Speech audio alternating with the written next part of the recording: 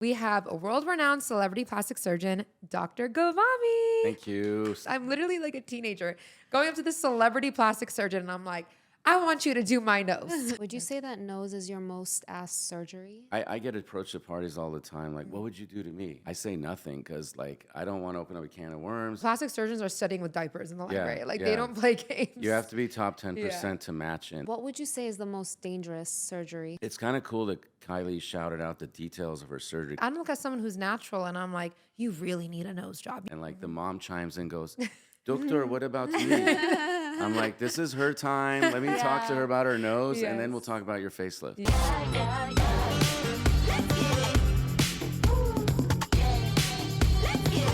Hey guys, what is up? Welcome to another What My Sis Said episode. What's up, you guys? Welcome back. Today we have a super special guest. Yes, Dr. Gavami, Yes. NAZ'S surgeon. Yes, guys, I got my plastic surgeon on the podcast. Can you guys Yes, believe it? that's He was so crazy. down, which made me so excited that he Yes. wanted to come on. But yeah, guys, you've seen my journey with Dr. Gavami for years. He did my nose back in, I think it was before I got pregnant with Kayvon. I got my nose done. Yeah, he did my mommy makeover. But yeah, he is one of the most popular, famous, World-renowned, world-renowned plastic surgeons. Highly educated in the field, and he's just like the smartest person ever. And he's gonna come on and basically we're gonna yap. He's gonna talk to us about a bunch of stuff. All different surgeries, Yes. NAZ'S surgeries, Yes. popular surgeries nowadays. Yes. Before we get into the episode, we want to thank today's sponsor, which is SeatGeek. SeatGeek is the #1 ticketing app with over 28 million downloads. There are more than 70,000 events listed on SeatGeek. Like concerts, festivals, comedy shows, sports games, and more. There are so many different artists going on tour. And there's so many events going on. One thing I love about the SeatGeek app is that you can put in your city and you can see all the different things going on. Each ticket is rated on a scale of 1 to 10. Green means good, red means bad, and all tickets are backed by their buyer guarantee. You guys already know SeatGeek hooked it up for us. What My Sis Said 2025 gets you 10% off. So just take the time right now, pause this video, download SeatGeek using our link down below, add the code, and it'll just be waiting for you whenever it's time to buy a ticket. Once again, the code is What My Sis Said 2025 for 10% off. And before we get into it, Dr. Gavami also hooked it up for you guys as well. He is offering one lucky winner a free consultation with him, in-person consultation, which, mind you, the price has gone up. Yes. Like, he is super pricey. I mean, obviously he's so good, but this is such a good value, guys. I believe it's like $1,000 value if you win. So if you guys are interested in a consult with Dr. Gavami, all you have to do to enter is follow him on Instagram, follow What My Sis Said on Instagram and YouTube as well, and then also comment down below with your Instagram handle so we can obviously check to see if you're following. But yeah, that's all you have to do to enter. Yes, and it is in person, but if you don't live in LA, you can do... If you don't live around the area, it can be a virtual consult. So again, everybody enter if you're interested. And without further ado, let's get Dr. Gavami in here. What's up, you guys? We have a very special guest in today. We have a world-renowned celebrity plastic surgeon, Dr. Gavami. Thank you. Yay. So happy to be here. Thank you. I can't believe you're here. Finally. Y'all, this is Yes. crazy. I don't think I've ever seen you outside of like Yeah. your office. Yeah. No, wait, I have seen you at Javier's. Yeah, by I just see- accident. Yes, by accident. But if you guys didn't know, Dr. Gavami is my surgeon. This iconic nose. I always get asked about my nose. He did my nose. And lots of other things too. He did my mommy makeover. So he is here today to, just talk about what's trending in the surgery world. We're going to talk about things that, I've done. You guys sent over some questions. So he's going to give us all the tea. Yes. Definitely. So before we get into that, we want to know about your background. Like, what made you want to get into plastic surgery? Yeah, so it's actually a funny story. So I grew up in LA, and I grew up mostly in the Valley, which we're not far from. And basically, every place I looked around me, there was creativity. My mom was painting in the house. She had her paintings up. She would paint these like cute Persian-looking dolls on paintings with oil. And they kind of look like those big eye Bratz dolls in a way before Bratz existed. She would do those. My dad was in interior design, construction, and finishing houses and big projects. And then I would sometimes go help him. Sometimes I would assist my mom. And then I went to a school back in the day that still to this day is super creative, Campbell Hall, and they really push creativity. A lot of artists, people in the entertainment business go there, so like actors, musicians. And so for me, I loved anatomy. I loved medicine, the impact of medicine. I didn't just become a doctor because I'm Persian, because in Persian households, they're like doctor, engineer, lawyer, or don't talk to me. But actually, my parents were liberal and didn't care what I would do, just that I loved it. So the most creative aspect of all medicine and surgery is plastic surgery. Like if you're doing brain surgery, you're doing a heart, bypass, you can't get that creative with where the vein goes and vessels or how to remove the tumor. You just got to do it. With plastic surgery, it's like a whole gray zone of like where to go, speak to the patient, what point the patient is at in their life. It's a little bit of psychology therapist with a scalpel thing. So you impact lives in a whole different way, but you still really impact them. So for me, it was natural to do something creative, anatomy, medicine, all in one. Plastic surgery epitomizes that. And then since the age of 14, I picked up a guitar, so I do music. I dabbled in sculpting, et cetera, in college.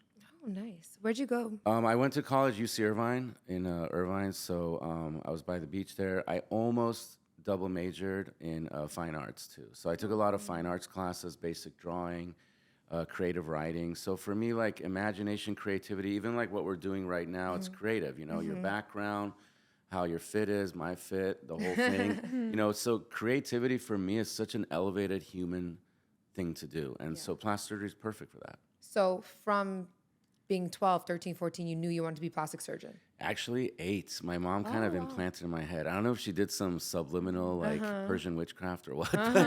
But basically, I went with her to her own consult on Doheny Sunset in that building back in the day, a view of the entire landscape of LA.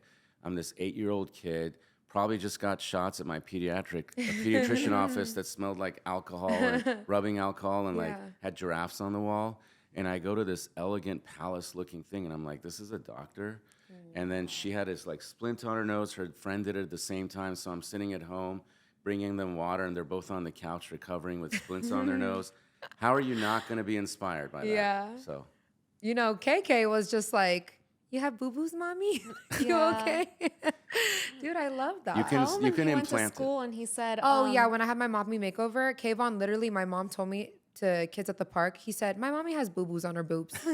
That was KK. How old is he? 5. Okay. Yeah. And, at 8 years old, if you want to implant a little bit, Yes. like inspire him, you probably can do it. Yeah, I'll bring him to your office for sure. That'll be one way. I'll bring him to your office. You know what? He actually, for his 5th birthday, Kayvon is not a regular kid. Like, he told me for his 5th birthday, he wants a gold Bugatti. So I'm going to take him to your office and be like, you know what? If you do this one day, you can get a gold Bugatti. That's expensive. I need a gold Bugatti. So how were your college years? Do you feel like you still had fun, or is it hard to do that? Yeah. So I had a band for a little while. No, you so, didn't. Oh, wow. What? It was called The Roots, and it was before The Roots existed. So we were all like, I think most of it, we were all Persian. There was one guy that was Israeli, and he was the drummer. And we performed a few times, but it was so fun. And at that time, it was like different music was booming. I would be having lunch in college, and Gwen Stefani and No Doubt came to play, Rage Against the Machine, Sublime. Like, it was an interesting music scene at the time. And this is well before YouTube, social media, so everything was always live, and you weren't recording it, you were just experiencing it. It was a whole different era. And so I played guitar all throughout college. I did some stuff for our kind of cultural event stuff. I choreographed a few like kind of fine arts things where I had like my best friend and this girl I knew at the time that I was friends with kind of come together and then ignore each other. And then at the end, she was like bound by this really lacy thing, and then he undid the lacy thing, and then they start dancing, and it's all synchronized to the guitar. Nice. So like I got really creative with it. So, and then I majored in biology too. So You know pre-med. what? You being a Sagittarius, I gotta say, y'all, Dr. How'd you know I'm a Gavami, Sagittarius? because Oh, yeah, I we told you bonded before. over Yeah, this yeah, before. yeah. The fact that you're a Sagittarius just makes so much sense. My mind has to always be stimulated. Like if I go to a different city, Same. I don't want to just go to the hyped up restaurant and eat. I want to go and like look at the buildings. I want to like experience like the grungy areas. I just want it all. Right. We're always doing something. Yeah. Like that's one thing about us. Like we're never bored. Yes. And you guys are like not homebodies at all. Oh, yeah. NAZ'S Yeah. worst nightmare is being home. Yeah. wanna say my I worst- sometimes really, there are times though, Yeah. correct me if I'm wrong, where you're doing a lot. Yeah. You run out of a little bit of steam. But even when I'm home, I can't just sit there. Yeah. You gotta play the guitar or something, huh? Even if I'm Yes. watching Netflix, I'm criticizing. Be like, Yeah. that's a bad neck lift. Oh my gosh. You know, as a surgeon, do you feel like your brain is always on? Because I feel like I could not look at people without being like, we need some harmony. Like, I Yeah. don't know. Yeah. Like, You know, it is subconscious. I try not to like, first of all, I get approached at parties all the time, like, what would you do to me? And I'm like, I say nothing because like I don't want to open up a can of worms and I don't know what their insecurities are. So I don't look at it like everyone has to have this ideal aesthetic. My favorite thing is when someone already has a look, a vibe, knows how to carry themselves in life, comes in and just wants one or two things tweaked and just does it subtly.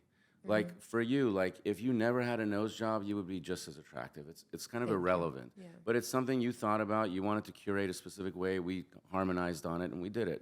So that's the beauty of what I do. I never try to push like an ideal, but of course in my head, we studied this as plastic surgeons, what the ideal proportions are, where the chin should be relative to the nose, where the areola nipple should be relative to the sternal notch. All this is already in my head. So like, if someone asks me within like 30 seconds, I can like be like, this would improve you, but I don't like do it unless they really beg me. yeah. Have you ever had like a crazy request where you're just like, Well, the main request that I say the most common is implants that are too big. So sometimes people come in. It's kind of cool that Kylie shouted out the details of her surgery because dual plane 2, the way it's partially under over is like the way to do it for it to look natural. And Garth is a good friend of mine, and we have a lot of patients in common. We've operated together where he does one thing, I do the other two.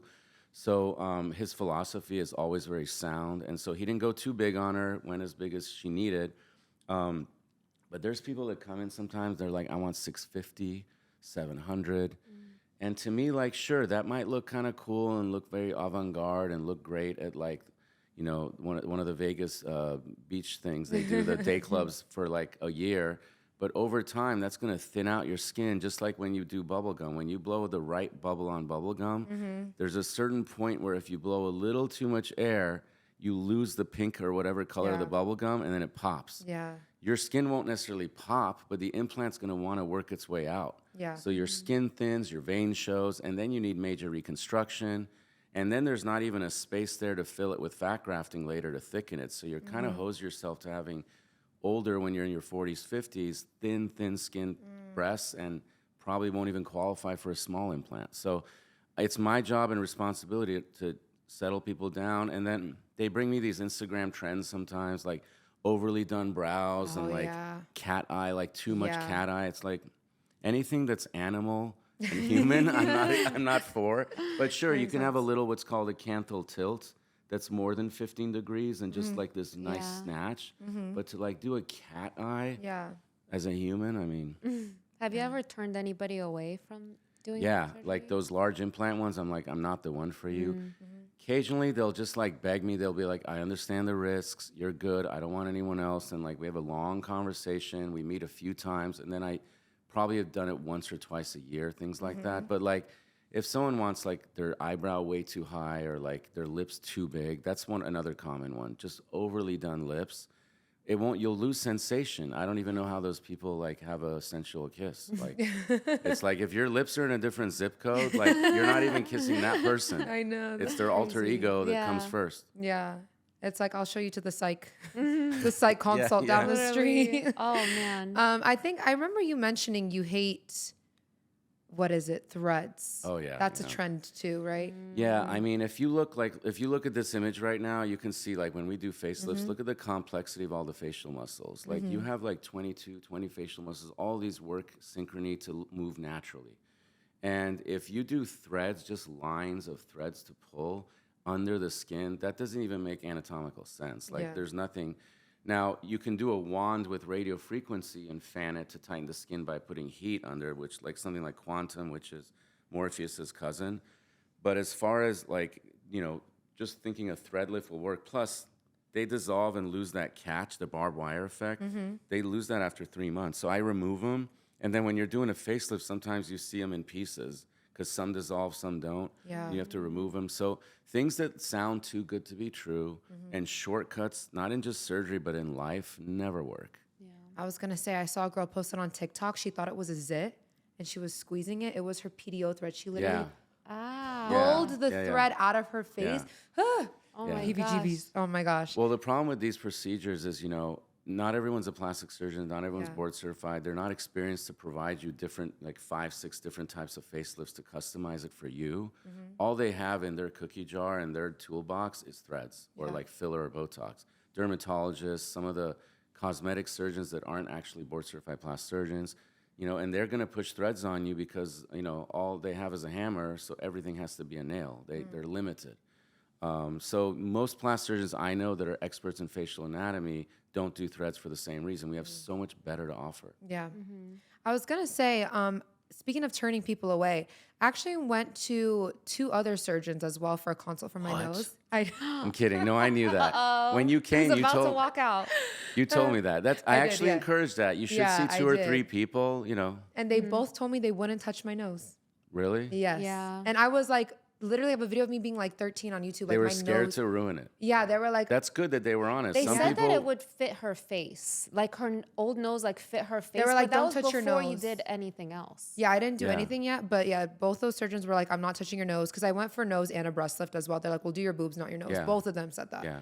And I'm like, but I don't like my nose. Yeah. And literally my nose is now my favorite part of my body. I Yeah. do So really imagine like her nose. You that's snapped on her That's nose. what I'm saying. Like, imagine if I was like, oh, I won't do it. But I'm like, I love it. Like, yeah. literally. Well, thank God, you know, I'm glad you came to me. We Yes. synchronized, we harmonized, we vibe, we knew what you wanted.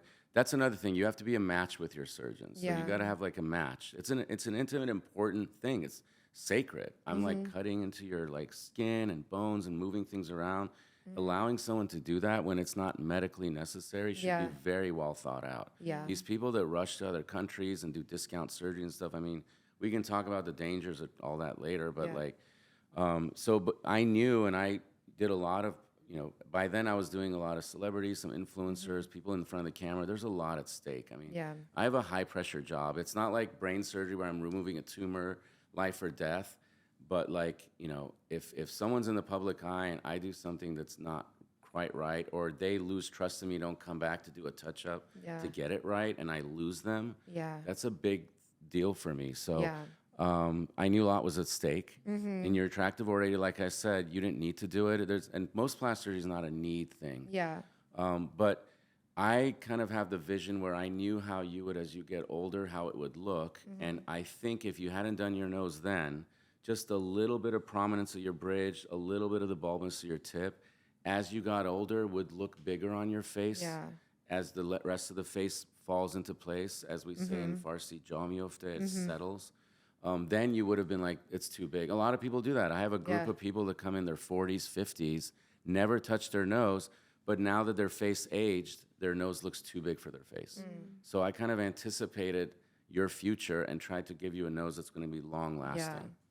Well, I'm so happy and I love Thanks. it. I love And it thanks for too. being open about it. It's Yeah. very rare. The only other person, like real influential person I can think of that opened about her nose, I think was Iggy Azalea. She Yeah. admitted to that. I was surprised. And they asked me about it when I was on the doctor's TV show. So shout out to her too. But yeah. Would you say that nose is your most asked surgery? To It is one of the most common ones I do, and I have a whole textbook I wrote, you know, on noses around the globe, because especially like, you know, just typical noses that have a big hump and a droopy tip when people think nose job. Noses you have to build up, like, you know, Caribbean, Afrocentric noses, some of the Gulf Arab noses, the mestizo wide Hispanic noses. Those are a whole nother nuance. So I have a whole textbook on that, and I was president of the Rhinoplasty Society. It sounds super nerdy, but it was an honor to be president of a society like that goes back, and all the legends that I loved and grew up kind of worshiping as I was getting, you know, mentored. They were presidents of it too, so it's kind of cool, that lineage.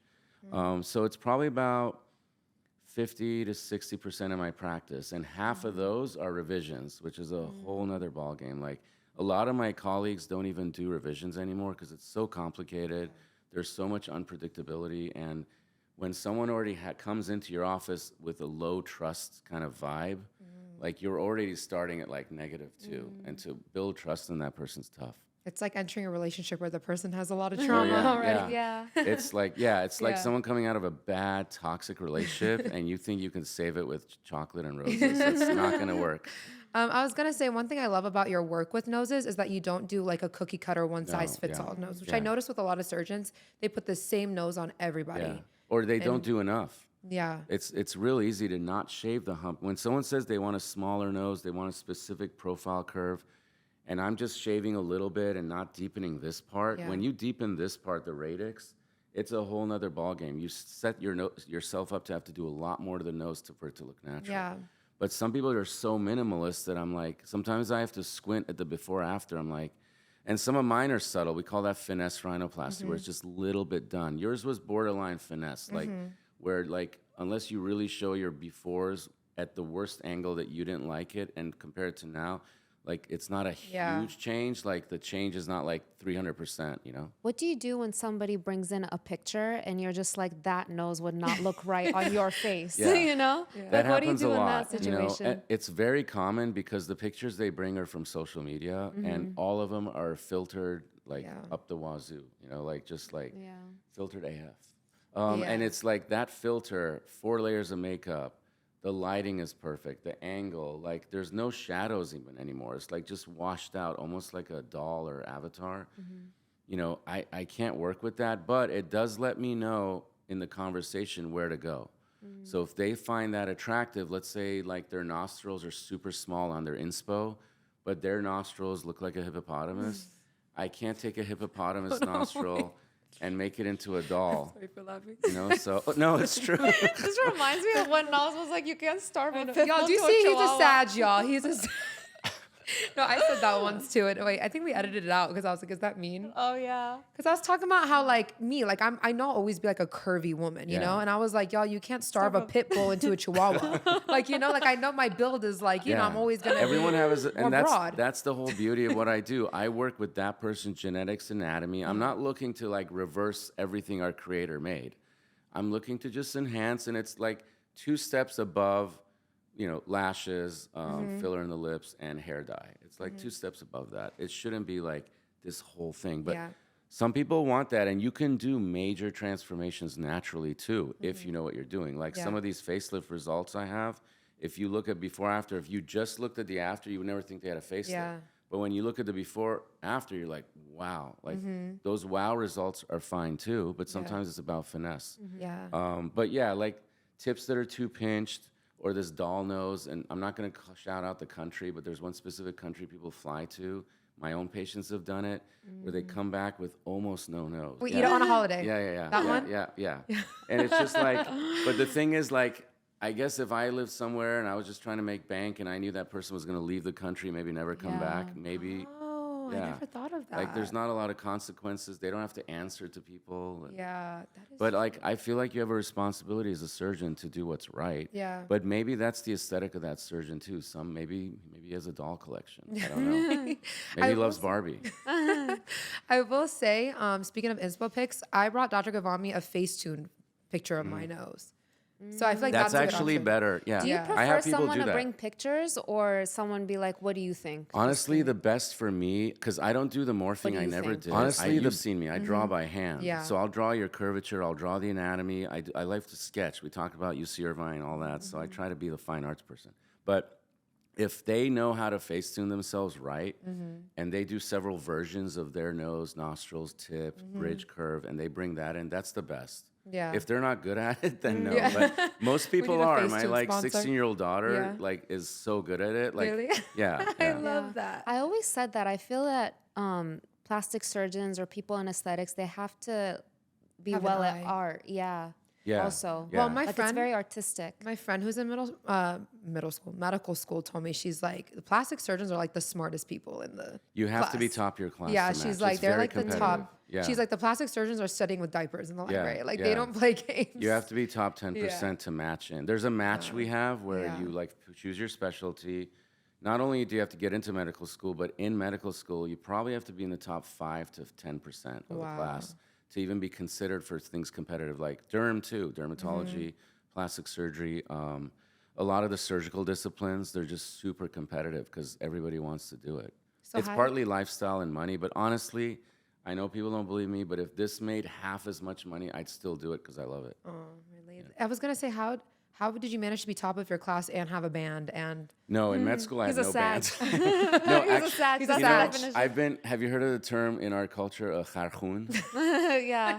It's like donkey reader. How do you Uh-huh. translate Yeah, that? yeah. Khar means like donkey. Yeah. There's some people that need to study like 24/7 to get like a B. I've been very fortunate, Yeah. knock on wood, Yeah. that I can like study not very little and just like set the curve for the. I don't know. I just get it. And medicine for me just made sense. Like I didn't get queasy when I did my first cadaver anatomy dissection. I just the human body and how it functions for me just is like I don't know. It just makes sense to me. And so I did really well in med school, but I didn't have a band, but I did play guitar when I was stressed out for like finals and stuff. Yeah, the band was in college, but yeah. Yeah, my friend who's in medical school also told me like they encourage them to play like Guitar Hero and Yeah, stuff like the yeah. the connection Oh yeah, with your fingers. I'm yeah. ambidextrous. I sometimes operate with left, right, depending Really? on depending Oh on my what gosh, I'm that's doing. crazy. I'll lipo with my left sometimes. Really? Why just lipo? Because I don't want to hurt my right shoulder. If I'm like think about the repeat injury here, like right now it Yeah. just cracked a little. Yeah, I probably won't be lipoing in my 60s too much. Oh, really? Maybe like 1 or 2 a month, and they'll be like super pricey surgeries. So, Yeah. yeah. I always tell Dr. Gavami, like, please don't retire until I get my facelift. Like, just hold off until Yeah. I get my facelift. He's gonna come back just Well, for you. younger and if he younger people are retires. doing it now. It's so trendy. Yeah. Really? I How young heard. would be like the My, youngest? like my age, I've been hearing. Yeah. Yes. No. Well, Yes. it shouldn't be a full facelift at your age if someone needs it, but because of Ozempic, there's people your age that look twice your age Like gaunt. because they're just like melting. They're just skin sags, and Yeah. those GLP-1 agonists, Ozempic, Mounjaro, all those, like they have a role in certain people's like weight loss and diabetes and all that. But when someone doesn't really need it and they get a little addicted to it, we're starting to see those like 60s, and it was trendy in like the 90s to be really waif skinny. Like they become really addicted to the look of being skinny, seeing their bones, and like then there's no tissue. And then they come in, they're like, "Can you give me an S curve?" I'm like, "From what? Where's the clay that I want to sculpt? There's no fat on you." Yeah. I tell them to go gain weight, come back. They're like, "Ugh." Yeah. But for faces, it also melts and kind of atrophies your facial muscles. So like the face looks older, they lose that glow, that like youthful glow, even in their 20s, 30s. So for them, they need a little bit of fat transfer. They need volume restored. And for them, I do a lot of work with the camera with endoscopic. So like if you look, you can see like the brow lift incisions, the anatomy here. This muscle, the corrugator, actually won like an award. So nerdy, but I won an award for describing its dimensions. Nobody knew its true dimensions. We did a whole study on it. So you got to remove or weaken that muscle. Then you kind of don't need Botox again ever. And you go and you just snatch it a little bit or release the ligaments, and you can lift the cheek a little. Wow. And then you can do a mini incision just behind the ear neck lift. I did something similar to that recently on a 36-year-old guy who lost a little bit of weight. He had a little bit sagging neck, Yeah. but he had a good jawline. I tucked his muscle up here, and the incision is all behind the ear, nothing in front. So you can play around with incisions, and if the job is clean, this isn't the facelift of your grandma, like you think you have to be in your 60s, 70s to get a facelift. So Deep plane, right? Deep, well, deep plane is when you go under the SMAS. And that, some people need that because that's the better way. You never want to put the tension of the lift on skin. Okay. If skin was strong enough to hold things, we wouldn't need it in the first place to lift it, right? Yeah. So you want the deeper stuff to lift, and then you have a little bit of skin to remove, if that. So a lot of the work's done with the camera, and sometimes it's just a vibe and a look. Some people want their brow just snatched up, and the best way to do that is with an endoscopic brow lift. I've done it in someone 22, 23 because they want shaping, and they were kind of heavy. And that's just how they were born. They were tired of being like this. Yeah. So it's not always about aging. Yeah. What is the youngest age you would like recommend? There's honestly no age. If someone's 19, 20 and they seem mentally mature, they're not on their phone the whole time I'm talking to them. I just can tell that they're going to be good with the recovery. They're not going to freak out if they're shiny and swollen for a while. Like, you're so good at your recovery. Like, I she's a look boss. Busted after my nose. I know, so. but she's a boss, though. Like, Should we show them what I look like after my Yeah, nose? take a Oh look. my gosh. Yeah, but I I mean, that's remember. normal. I mean, if Yeah. a baseball hits your eye and you Yeah. walk by a softball Yeah. field, like, same thing. But the reason actually we get such a defined black eye that goes because there's a ligament here, which I also helped describe. This paper actually won an award too, where I described the ligament that prevents this from traveling to your cheek, so it's a defined line. And we actually release that ligament when people have eyelid bags.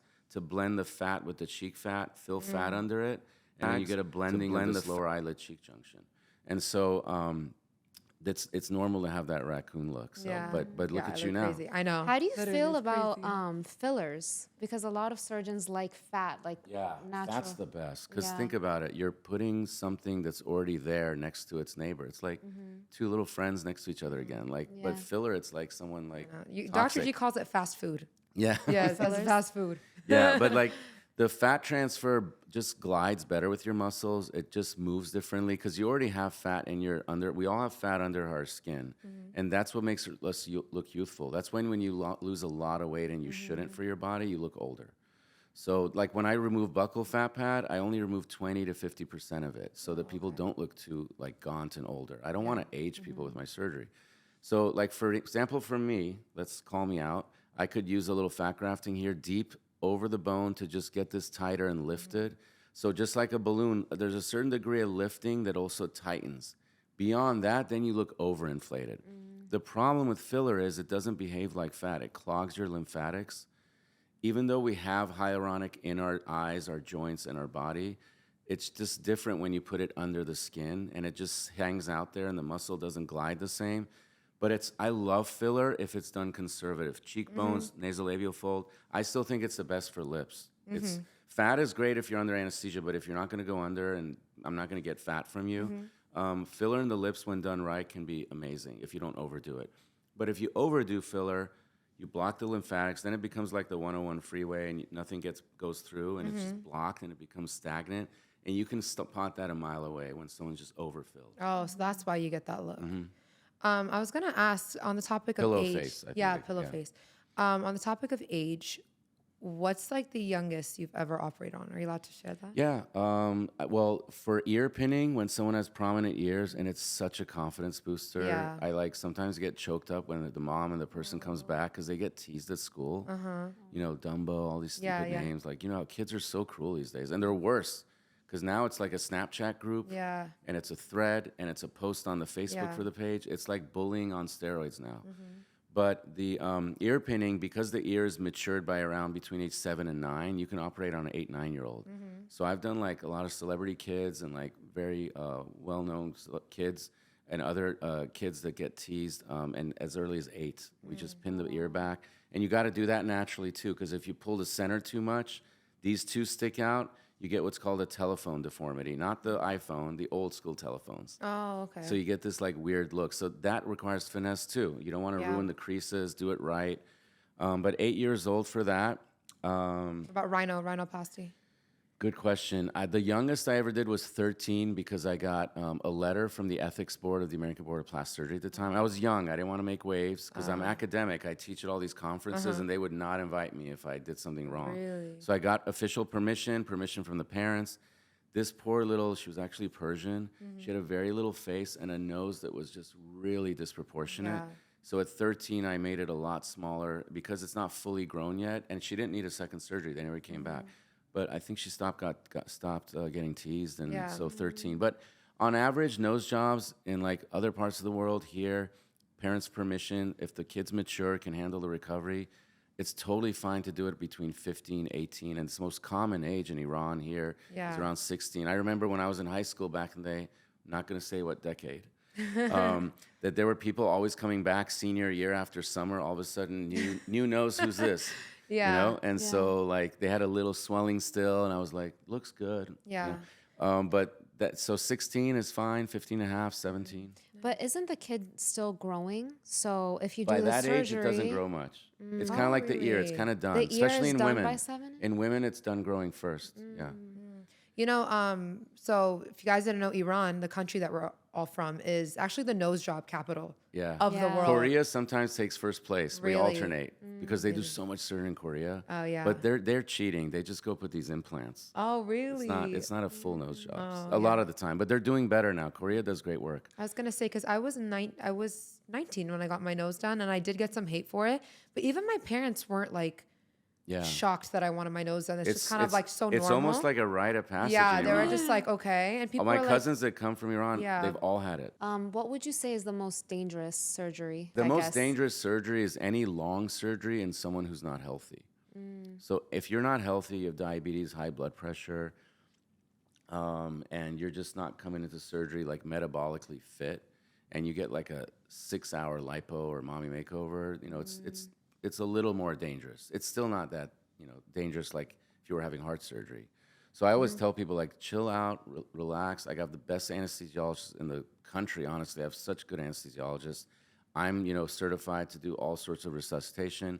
We've never had to admit someone from the OR to the ER, you know. So like I have a really good track record because I've done probably 20 to 30,000 surgeries, and so you got to go to the right surgeon first to be able to tell you no, you're not healthy. So we get a medical clearance from anyone over 40 or anyone who has medical issues. If you're 25 and have high blood pressure, I'm going to make sure your blood pressure is controlled first. So the most dangerous surgery is any surgery in someone unhealthy. After that, it's going to be certain things have a little bit of higher risk just because there's a lot of surgeons that think they're good at it, they're trained in it, and they're not. You'll be shocked to hear this, but I don't know a single residency program in the United States that teaches BBL. So all these people are graduating with zero education on how to do fat transfer of the buttock. I wasn't trained in it. I just know the anatomy so well, and I have intuition, and I studied it and started little bit by little bit, never making them big, not putting too much fat, staying above the muscle from day one. All those things matter, and now I'm part of the safety task force that advises on safety of BBLs, and I call mine S-curve because I feel like it's very different in some philosophical ways. But essentially, I was on a task force. I was in Miami-Dade County. We did this whole study, me and 2 other expert surgeons in the world, with fluoroscopy, x-ray guidance, dyed fat, and the coroner for Miami was there, cute little Asian girl and woman, and she was watching us, and we were studying it, and we think that it's when you don't put fat in the right place. You put it too deep, you're too aggressive. It's not about making the butt too big even. You can get it with 10 cc's of fat. So certain surgeries, if you're not an expert at it, are a little more dangerous even if you're healthy. That's one of them. And then also some mommy makeovers or tummy tucks, if you take too long, like some surgeons are super slow. Like they're thinking about what do I do next? They're second guessing themselves. Honestly, some plastic surgeons and surgeons, even board certified, I think they should have just stuck to writing prescriptions. Like, not everyone's meant to be a surgeon. But you know, if you study, you know your anatomy, you're careful when you don't. You're not like a cowboy about it, and you're conservative. Like I never make butts too disproportionately big for that person. I make sure it matches the silhouette of the person, not overly done, and I know where I am. So, and then you can also use ultrasound to know where you are to confirm. So I think BBL gets a bad rap because just a few people, and a lot of those people, when you investigate, I talk to the coroner on the side, and I'm like, what's going on here? Sometimes they have their staff coming in and injecting. It's not even the surgeon. The surgeon's in another room doing another surgery or like on his phone or like, that's crazy. And you don't unfortunately know when you're under what's going on. I've heard that like overseas, girls will be in the recovery house and they'll be like, yeah, I got my surgery done with this surgeon at this time. The girl's like, wait, I got my surgery done at that time. Yeah. So it's crazy. like, it was the name of one surgeon, but it's like a ghost surgeon. Yeah, they supervise, they walk room to room, just look, and they have their like little minions do it. Like especially if you're paying top dollar. So it's crazy that you say that technically there isn't training for a BBL because I feel like it just really popularized recently, less than 10 years ago. Yeah. So how are people? So this is how doing it beforehand, like fat transfers. Exactly. You're so smart. Yeah. So basically, it starts out with little instruments to big instruments. Honestly, that's for how I learned it. So I did one case with a surgeon who was just a phenomenal surgeon back in the day, and he taught me rhinoplasty. My family came for endoscopic brow mid facelifts. He's one of the ones that helped create the endoscopic lift. He happened to have a buttock fat transfer. He's like, I don't know what we're doing here, but let's do it. We knew the anatomy and we studied it. He studied it. He's a good surgeon. He's never going to do anything dangerous. So we injected a little bit of fat in the buttock. That was my only experience in all residency. When I came out, I was part of this large group where we had a lot of body cases coming my way, and they gave me all the noses too, because no one really did noses there. And so I was part-time there, and I had all these, especially a lot of Latinas coming, and little by little, I just transferred my knowledge of transferring to the cheekbones and the jawline and doing the same thing in the buttock. And the instruments were bigger. Back then, they didn't have canisters to even catch the fat. I made sure I washed it with antibiotic. They didn't have garments that were designed for BBL, so I had to cut a hole out of garments for the butt. Yeah, there were no fajas for it. There were some surgeons in Miami, in LA at the time, this is 2008, there was only one other surgeon I know of that was even doing these. People were trying to come to the OR to watch me, and I wouldn't let them because I had to protect my proprietary. Yeah. And then in South Colombia, Brazil, all that. And by the way, Brazilians, the expert Brazilian, like really reputable boss surgeons, don't like the term Brazilian butt lift. They're like, really? we don't like that word. So it's, I think an OB-GYN or someone coined it. It wasn't even a plastic surgeon, but I hate the word BBL. To me, it's just basic butt lift. So I called mine S-curve because my philosophy was balanced liposuction, 360 head to toe, never making it too big. I know it's trendy now not to make it too big, but I always believed in that. There are some that I did a little bigger than others because they begged me and it was still safe. But I think that, you know, for some reasons, programs, even the best programs, don't teach it. Now, we have an aesthetic fellowship post-residency. When you're done, instead of going into private practice, which you could, you spend a year with me and 3 or 4 others in our aesthetic fellowship, and we teach. I have 2 fellows right now. They rotate, and they're learning how to do it right. So I would feel safe going to one of them in the future, and then I just figured it out. But yeah, a lot of people are just figuring it out, but they're figuring out the wrong way. They're not going and training with people like me. They're not going to the conferences where I'm showing videos on how to do it right. They're just kind of like winging it. So any surgeon can say that he does BBL. Some of them, some of the surgeons that have the word BBL even in their name, like they're trying to be like that person, or like they're family practice doctors. Yeah, there's no rules in America that you have to be board certified in plastic surgery to do plastic surgery. I've heard. And you were asking me earlier about cosmetic surgery. So you can be an OB-GYN and say you're a cosmetic surgeon, but you can't really say you're a plastic surgeon. But if you have a good PR publicist and they happen to say plastic surgery in the news article, you're not going to go call and tell them to redact it and say, no, that's wrong. You're just going to let it fly. So some people just think it's the same, but it's not. That's scary. Because I've also heard, like, technically, like, dentists can do filler. Yeah. Like, Yeah. all of that. Well, Isn't that crazy? dentists, if they have extra training in facial anatomy, like oral surgeons and stuff, they move jaw bones and things. They could probably do filler just as good as a dermatologist. Really? Oh, so you don't think that's, Derms like, derms scary? do filler. Okay. Well, I mean, to be fair, I mean, you just have to know to do things right, too. There's plastic surgeons that are board certified. I wouldn't remove a mole from me. So, I mean, it just has to be a good surgeon regardless. Like, there are some that aren't, like there are some dermatologists that I know that are really good at filler, Botox. But in general, like, I think if you're a very well-trained aesthetic plastic surgeon, you can kind of do those things a little better in general, and you can get out of trouble. I've gotten calls from derms and other people on what to do to get out of trouble. Wow.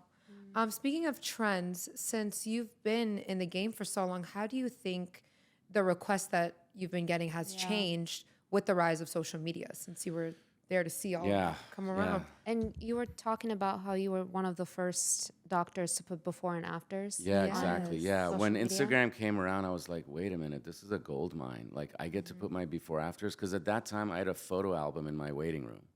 And now it's this visual album that all these people can see. And back then, no one was gaming it, buying followers and likes. It was really authentic OG. And like, I was the first, from what I've heard from other surgeons investigating, researching this for their papers, to post before afters and do video when it came out in the OR. Back then, when I only had like 20,000 followers, my videos would get 35,000 views in, I don't think there were even stories back then. It was just the grid. And because I put the befores on the left and on the right, I had a video and I would do it to music, like Drizake or something. And then it was good. It was like effective. And then people report it. Haters would report it. It would get taken down.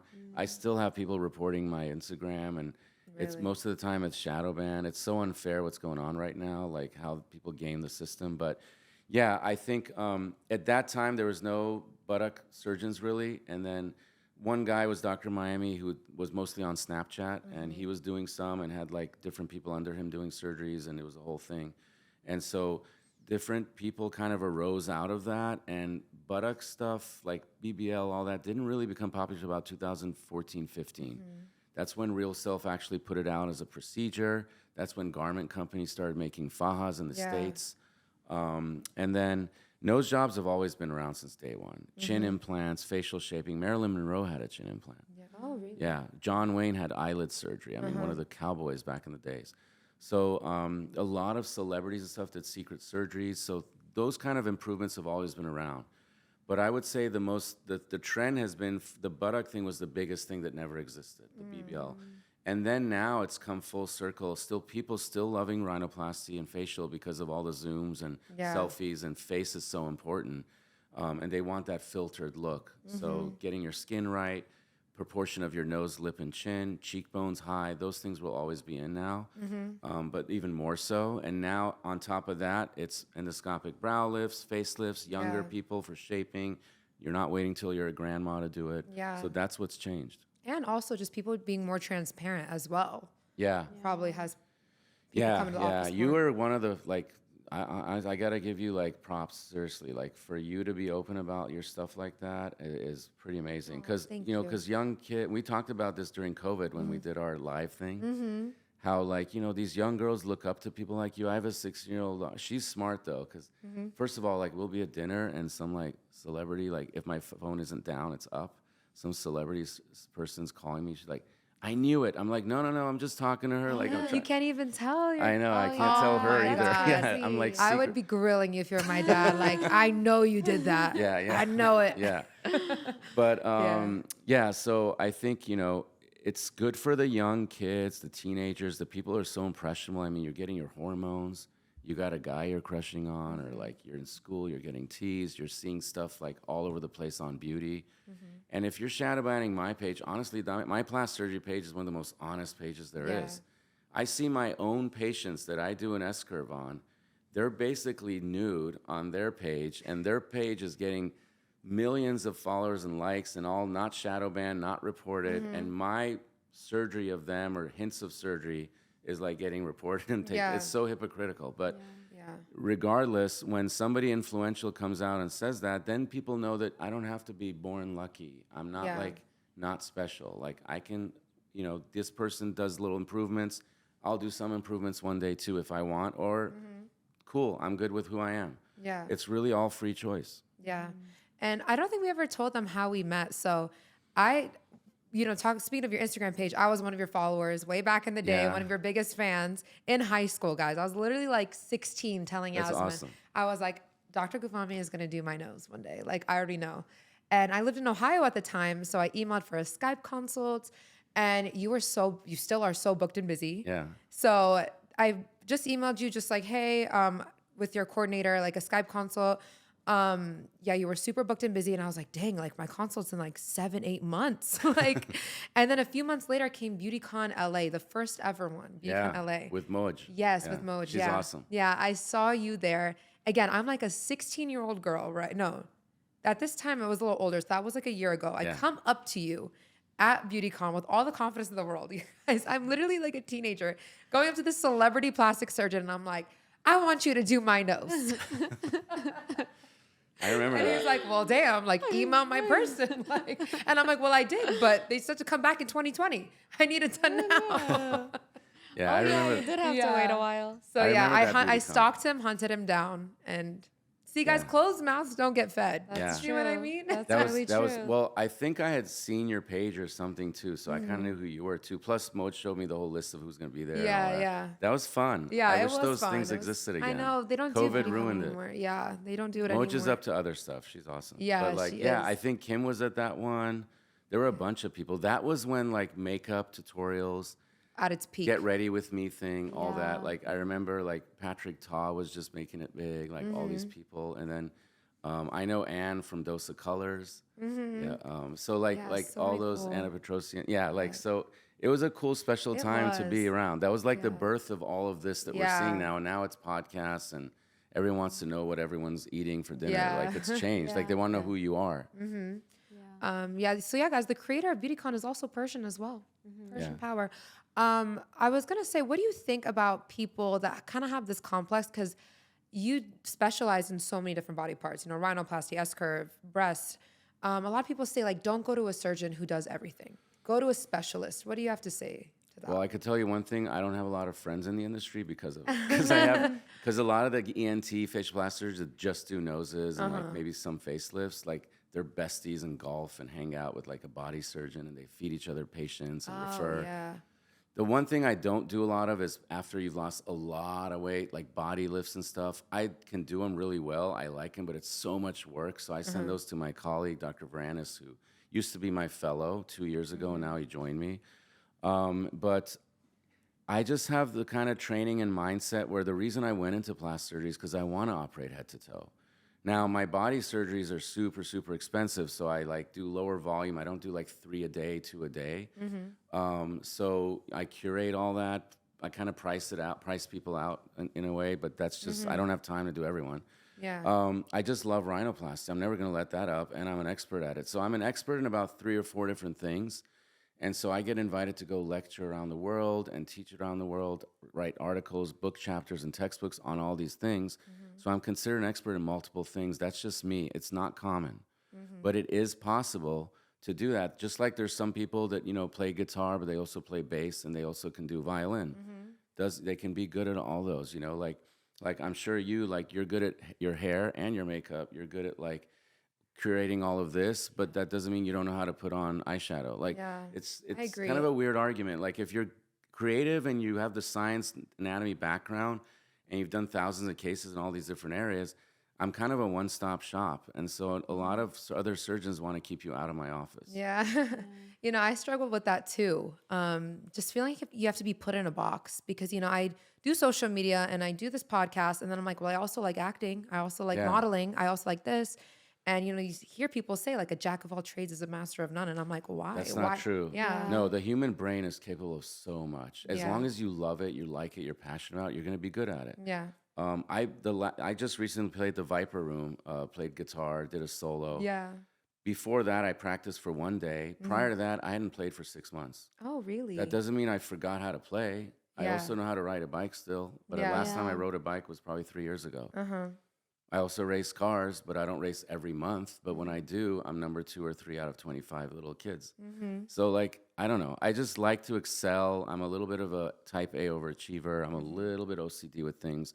So if you're coming to my office and I tell you I will do this for you and I provide it, it's because I'm comfortable doing it and I'm really good at it and I've done thousands before you. So what you see on Instagram is probably 10 to 20% of what I do. We can't post everything. Plus, more and more now, most people aren't giving me permission to post. Yeah.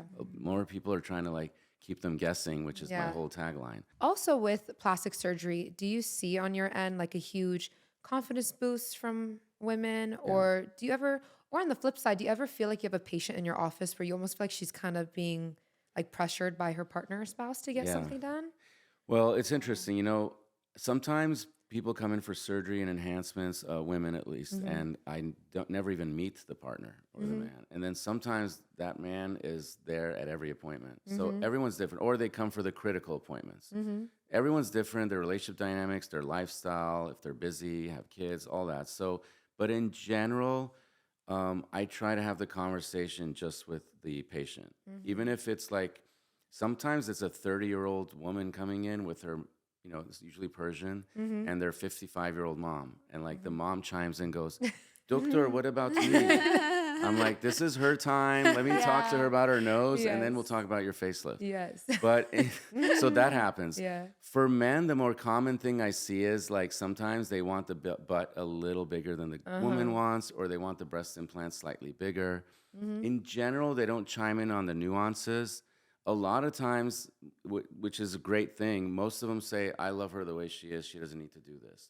But also, you don't want to do that to a fault either, to make her feel bad, she's I have insecure. friends like that. They're where the guy's why are you doing all this? Yeah, they want stuff done, and they're like, I can't because my man says no. Yeah. I'm like, damn. Well, I'll tell you the reason for that. I think one of the best tests for a relationship is one person getting enhanced and not the other as much.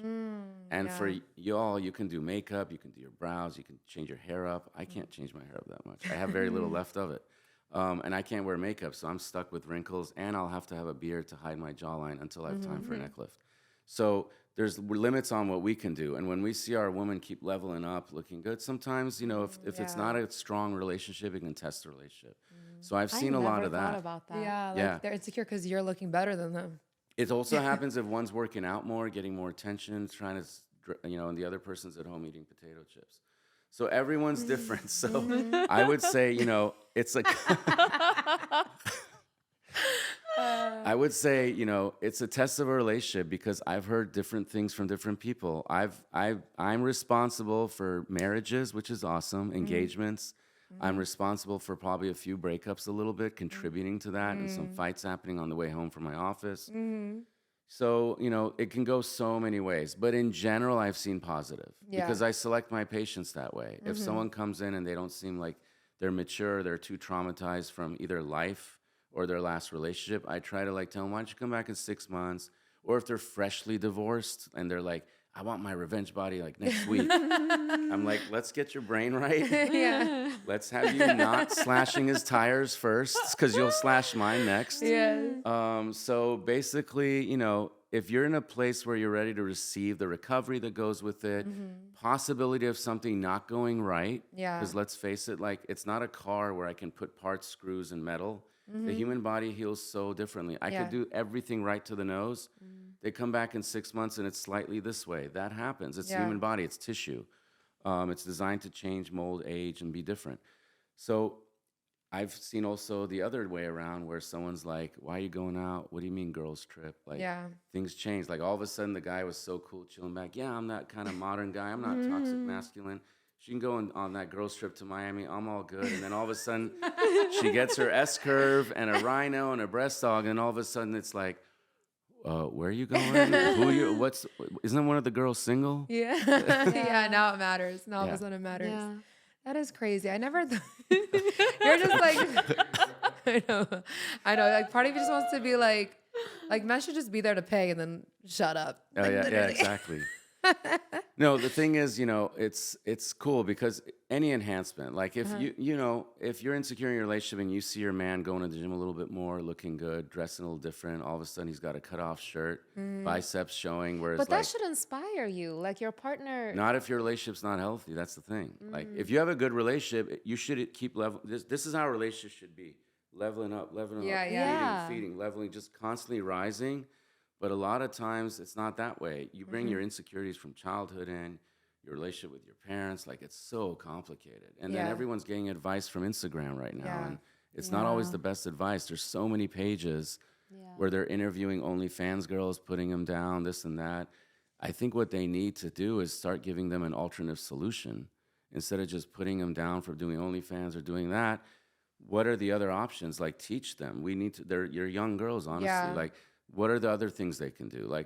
Realistically, not everyone's going to go back to college, get a PhD, or become a doctor. Let's be real. Yeah. But put your energy towards maybe other things, more than just your body. And it's ironic I'm saying this because I'm creating a lot of that look that allows them.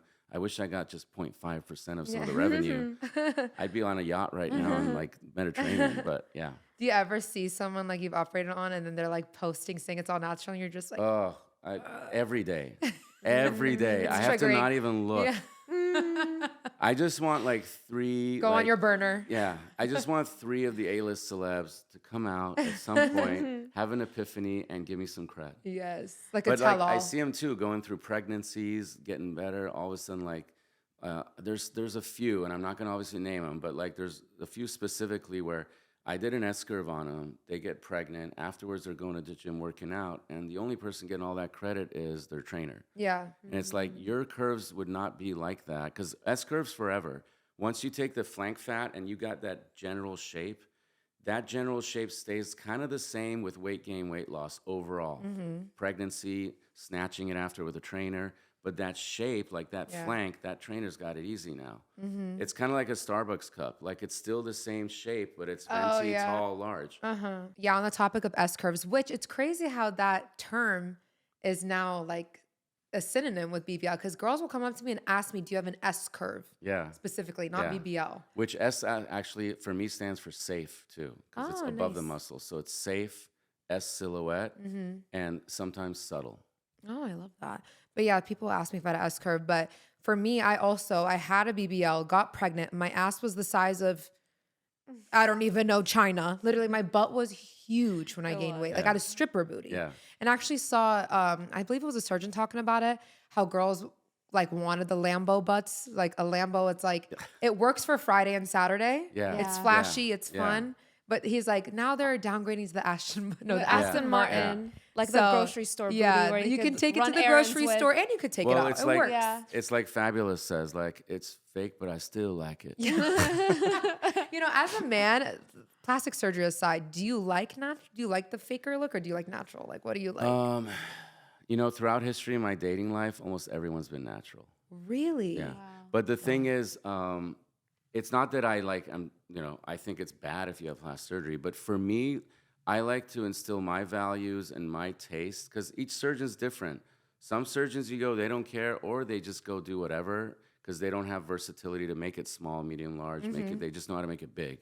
Like there's some surgeons in town, they only put in 500 or more implants. Yeah. There's not even any dissection or creativity or artistry in that. The implant's doing the surgery for you over 6 months because it's stretching everything out. Yeah. You did nothing. You just put them in. So there's a finesse and artistry to doing it right. And for some people, that's not doing too much.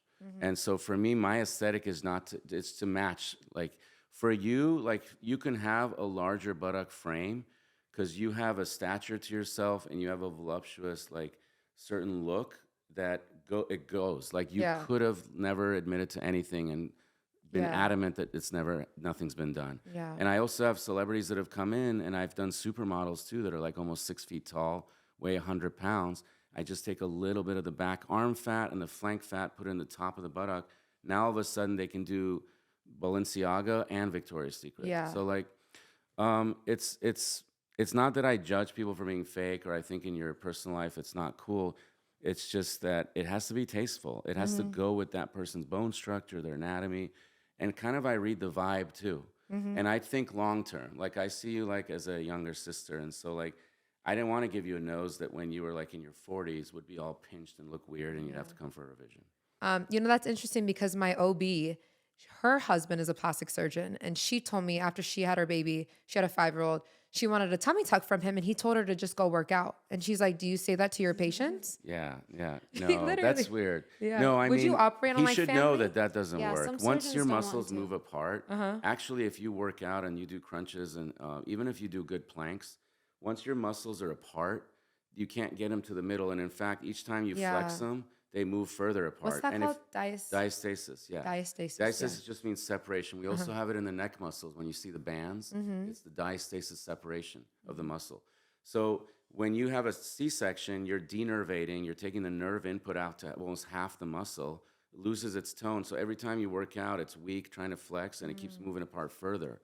So you can actually make your diastasis work worse by working out. Yeah. Tummy tuck is the closest to where reconstructive meets cosmetic because you're getting your core strong again, you're rehabilitating, repositioning your muscles.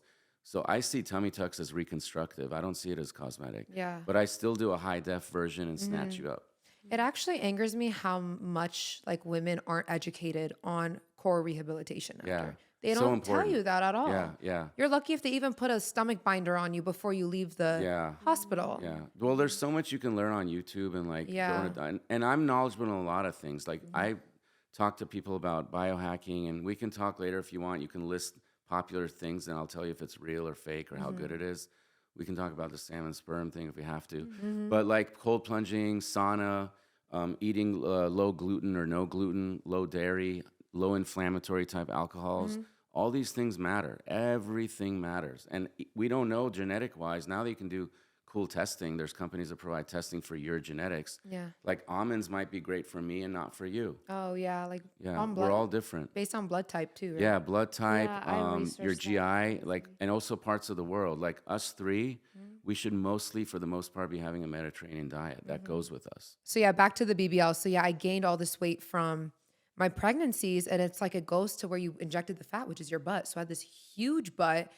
It was cool on the weekend. I liked it in certain settings, but literally I'm like, I can't even run after my kids without hearing like behind me. Like this is too much going on. So yeah, we did the S curve. It kind of helped it go down, but then I lost 20 pounds too. But yeah, Dr. G saw me the other day. He's like, please don't lose any more weight. Yeah, Because then you're what are good, we going to you're do? good. Just build muscle, and Yeah, if you yeah. happen to lose weight as a side effect of building muscle, that's the best way. I always tell women, don't look at the scale. What do you care? Yeah. It's about how you look and feel, not the number. Yeah. If you want to check once every 3 to 4 weeks, sure, but not every day. Can you tell me why some surgeons tell women not to get lymphatic drainage massages? No, I think it's amazing. I've- You have to. Even when you I've haven't one had tell surgery, it's me good. For my first one, because Dr. Gavami didn't do my first one, he told me I don't need lymphatic. Another one of my friends in New York didn't need lymphatic. And I'm like, isn't that horrible? Well, I used to do the lymphatic massages myself because I was short-staffed. I just started out, like I said, I was one of the first BBLs. There was no lymphatic massage specialists in town. There was no garments. So I figured out how to I knew where the lymphatic channels were, and I did it Yeah. myself. But I do send people places, and we have 2 estheticians that do it in my office. I highly encourage it because your blood and tissue gets stagnant, collects fluid after any surgery. Even if you have like a 1.5 hour, 2 hour wisdom tooth removal and you're swollen here, you get a little bit swelling in your chest from it. Like it's like you just need drainage. And there's some stuff you can get at home, the squeezies you wear. They're a little pricey. I think the best pair is Normatec. I have no financial interest in it. I've But seen it. Like the sleeve on the leg. Yeah. like if you had a hard day, you were running errands, especially women, their veins are not as strong as men and they get varicose and they get swollen in their ankles. It's good to do that because you've seen Persian women in our culture. A lot of them can get cankles as they get older. So you got to prevent that. We do liposuction for that. That lymph can become stagnant. Lymphatic massage is good to get in general, surgery or not. Would you say that there's any surgery that's overdone or overrated? Like, Yeah, I think a BBL that's too big, where the thighs don't match, is overdone. It's incorrectly done. And then people are lifting the cheeks and the eyes and eyebrows too much. Yeah. When you're pulling too much here, Yeah, it that's does look easily crazy. overdone. It just doesn't, you don't look like you anymore. Were That's butt why I implants? ask for younger pictures when people come in, just to see where the brows were. a lot of people get that look with Botox. They do the Botox Yeah. that lifts. I actually want to ask you about Botox because I just completely stopped getting Botox because I felt that it did weird stuff to Sometimes my face. I feel like it could look like like Yeah. it could just it droops. Well, you have to balance it. down. Yeah, it has to be done right. Even Botox, something as simple as Botox, if your surgeon doesn't understand this corrugator muscle, this is the paper I wrote on that muscle, same thing with the brow lifter. You look how big that muscle is. This muscle, you have to understand where it is. And when you're doing Botox, you have to get just the deep muscle, but not the muscle over it. So you have a muscle underneath and one over. If you get this muscle that pulls your brow up and this, you're going to droop. If you only get this won't drop and this can raise. So it's a balance of muscles. yeah. So when I do Botox, I always do on here too, so you don't get this weird look. So I calm it down here, and I always go a little bit around the eye, even if you don't have crow's feet, to get that like nice elevation without the peak. oh yeah, You can yeah, we get the totally peak shape the bad. brow with Botox. Yeah, There are some people that have naturally really low brows, Uh-huh. like some celebrities, they have these sultry, low brow, like beady kind of eyes, but it's sexy and it's part of them. Mm-hmm. Their best option is an endoscopic brow lift because it's Mm. really hard to get only the deep muscle and not drop them a little. Mm, Brow lifts are great. I love brow lifts. Takes me an hour and a half, any age group. We do that, lift the cheek a little with it. It does what thread lifts are supposed to do, but it actually works. What's the easiest surgery to perform and the hardest surgery to perform? There's no easy surgery, but I would say I don't like to say easy because I've seen so many people do it wrong. Easy means anyone can do it. Okay. But for me, a simpler surgery that doesn't take me long, where I can go get like a full 1 hour lunch between, is going to be like a breast augmentation in someone who hasn't had kids, not droopy, already has nice shaped breasts. I do the flash recovery where Yeah. you, The in 30 24 minute? hours, where you lift your arms up, there's no bleeding, no trauma. We sneak the implant in and out, very clean, under the muscle, dual plane, like Kylie, dual plane 2, the way she described it. And it's not a long surgery. I did it on the doctor's TV show back when I was a young buck. And you recover within 24 kind of hours for the most part. You can't go to the gym, but like you're back to your life. And you're not like all tight, can't lift your arm. So that would be probably the simplest one that I do. The most complicated is probably a very complicated revision rhinoplasty, where I have to take part of your rib, rebuild your nose because it's just been destroyed. And sometimes it's a third, fourth, fifth. I've had people who've had 7 and I'm their 8th. But a lot of those people I say no to because they come in so traumatized. Like Yeah. some of them just have a bad like aura and energy to them. Yeah. And I'm just like, I don't know. I can deliver, but like, I don't think you'll be happy. Yeah, and it's your face too. That's the hard part Yeah. with rhinoplasty. Yeah. Smack dab in the middle of your face. Would you say it's people that had it done maybe overseas or not here? You know, some of my Mostly. favorite surgeons are overseas, so I can't say that. There's some Oh, really talented surgeons in Iran, in Turkey, in yeah. Korea, like all over.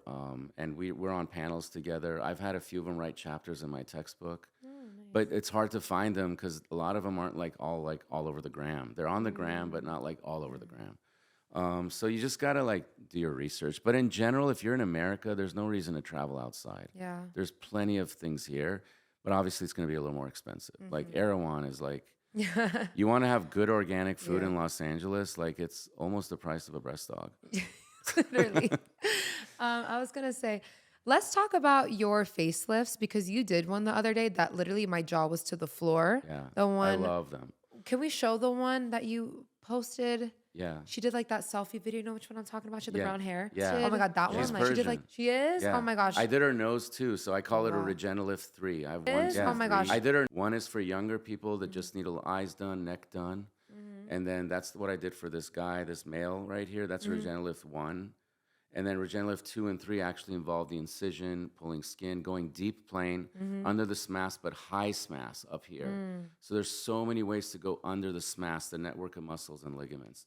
That's the way you make it look natural, by not putting the tension on the skin. So you don't get this Joker Yeah. look. You don't over pull this way. You're going vertical. And that vertical high SMAS or deep plane look is the way that it looks like this woman. Yeah. But the rhinoplasty helped too. If I hadn't done her rhinoplasty and her brow lift, she would not be doing what she's doing now, which is like barely working and traveling the world. Wow, no, I wanna, Like it's I wanna changed be her here. life. No, that's whatever she got going on. I'll have Two- that order in like 10 2.0, years. 2.0. 10 years. Should I do 10 years? Maybe 15. We'll Let's do see, we'll 15. We'll see. Don't but lose too much weight. with let's talk about Lindsay Lohan because I feel like she Yeah. has everyone like gagged. What would you say? Like, how do you get that look? She So like first went of back in all, time. you have to start out attractive, right? So if you start out looking as good as she's always looked, I mean, she was a big celebrity for a reason. She had a very unique look to her. Even when she was a little more chubs in Mean Girls, she looked cute and adorable. And then she started aging. When she went through her party girl phase, you know, she probably deflated some of her tissues. Then she came around and like, no one knows what, I don't know what she looked like just recently, but also we keep seeing 1 or 2, 3 views of her and all these people that are like in the limelight with their facelifts now with professional makeup on, professional music studio, or like bright lights on you that take every wrinkle out. So like I'd love to see her with zero makeup on and just regular lighting. But based on what I've seen and my knowledge of surgeons around the country and being on the inside of the entertainment business, she hasn't had a facelift from what I know and what I think. I think she might have had just an endoscopic brow lift or some eyelid work done and maybe like a minimally invasive little neck lift. But I don't think she's had the Really? full scar, full facelift. She should be, what, late 40s, 50s now? But when you start out with nice cheekbones, good bone structure, attractive features, those are the best facelifts. Those are Yeah. the best endoscopic brow lifts. Those are the best everything. Just Yeah. like you with your nose. When you did your nose, I knew exactly what we needed to do to get everything just on point.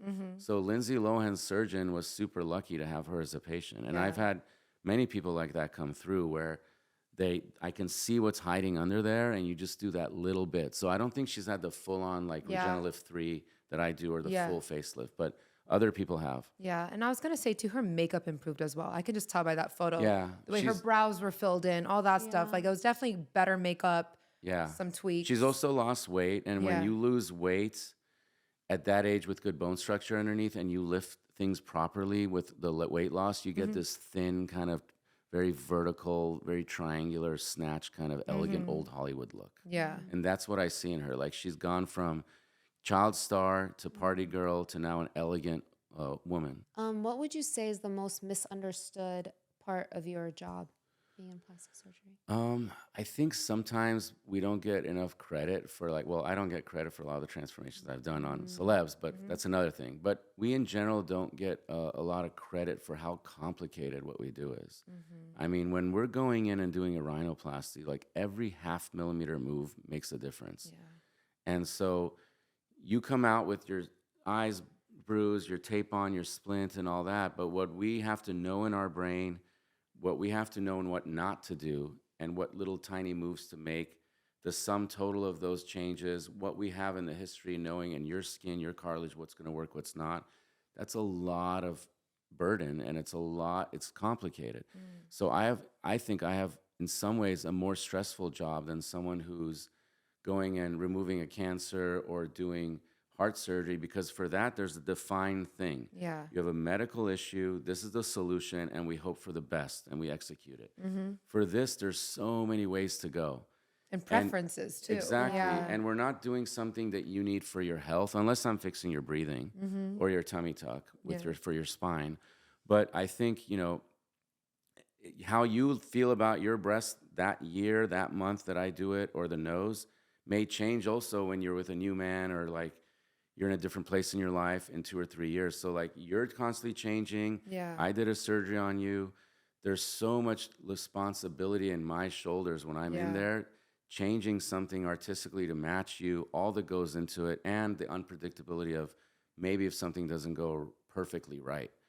The cool thing with me that I think is good, not all surgeons are like this, when something's doesn't go right, etc., I'm very happy to see people, and as long as they're realistic, and do little touch-ups or further improve it. The danger comes when people totally lose trust, but they went to a good surgeon, and they go shop around, they go elsewhere, the other surgeons are haters, they make you more angry, and then they take all your money and like get you more upset. Yeah. It's for the same reason that you don't want to ever like overlap relationships. Before we move on, I want to ask you about a really controversial surgery. Rib removal, and now I know there's this new thing, rib sculpting. Yeah. What are your thoughts on those two? I think in the right setting, it's good. But, we already, I think, are snatching waist a little too much. People are starting to look a little cartoonish and kind of like those Japanese animes. So I think, we're not designed to look like superheroes and supervillains, and we're supposed to be human. If you have shoulders like a linebacker and you want your waist brought in with 1 or 2 ribs brought in through molding or sculpting, like that doesn't make sense. You're going to literally look like this. You're going to look like an hourglass, but like that's telling the wrong time. No, I mean, you have to understand, once again, it's about proportion. Yeah. If someone has cheekbones that are out here, I'm not going to narrow your bridge to be a pencil. Like it doesn't make sense. For the same reason, there's a role, though, I think, and I'm learning how to do it. It's super easy, actually, if you know that anatomy, because I remove ribs for nose jobs all the time. We're not even removing. We're just making little cuts in them and weakening them and bringing them in, and then you're wearing a binder. So it's super, actually, easy. But the thing is, it has to be done by an expert. I think there's a role for it. If someone's thin-framed and very square and rectangular, and they want to go from a rectangle to having some curves and their hip bones don't flare out, they're not blessed like you that have hip bones that come out in natural curves, then for them, because they have thin shoulders and you can just bring in it a little bit and get it more of an hourglass, and they don't have a lot of fat to put in the hip dips to make that, that's going to be a good role. It's going to be good for those people. Yeah, there's a surgeon. But not big bone, big. Yeah. Wait, so big boned exists? I've heard people be like, Broad. Like No, people of course, broad, yeah. round, like, Have you seen the UFC fighters' jaws? The reason they can go into UFC is their mandibles are like twice my size. If I took a hit in my jaw, it would be in 5 pieces. But they can take hits because their jawbone is thick. So there's thick bones, they're big bones, large, long so bones. you can be big bone because Of people are like, we have the course. same People are like, skeleton. yeah. There's a surgeon I saw on TikTok that was saying that rib removal is safer than a BBL.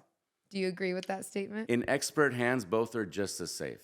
Okay. In non-expert hands, if someone doesn't know how to do rib removal, and we're not really removing ribs, we're taking a rib that's like this, we're making little cuts in it, and that allows it to fold in. Yeah. So that's what we're doing. And then the bustier holds it, and then it molds in place deeper. So we're angling it.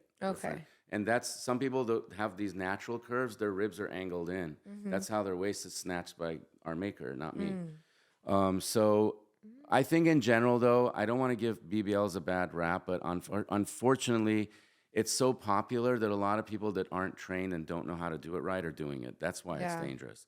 But in expert hands, an S-curve or BBL in expert hands is fine if you know what you're doing. So guys, we asked on our Instagram to send over some of your questions for Dr. Gavami. So one of them, Yas, you want to go first? Yeah.